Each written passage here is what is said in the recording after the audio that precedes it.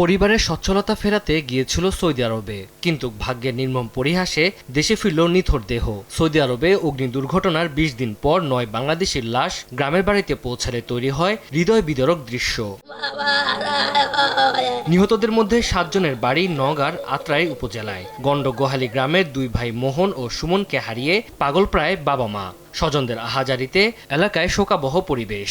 আর্থিক অবস্থা ভালো ছিল না, এখন বর্তমানে একটা ঘর যে আছে সে থাকার মতন সেরকম পরিবেশও করতে পারেনি। এখন আছে ছোট ছোট 2টা বাচ্চা আছে, মাও আছে 2টা, একটা বউ আছে। এদের খাওয়ার আর কোনো ইয়া নেই, এদেরকে এখন কে দেখবে? যারা প্রবাসী যায় তাদের আসলে কিছু থাকেই না, অনেক কষ্ট করেই যায়।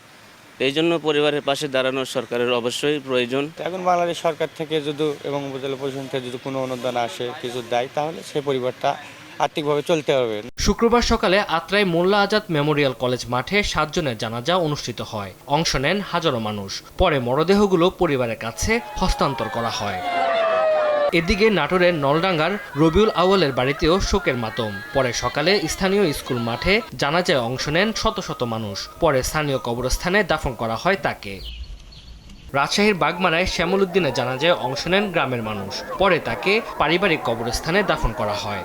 এর আগে সৌদি আরবে সোফা কারখানায় অগ্নিকাণ্ডে গত ৯ আগস্ট ৯ বাংলাদেশি প্রাণ হারান। বৃহস্পতিবার দেশে আনা হয় তাদের মরদেহ।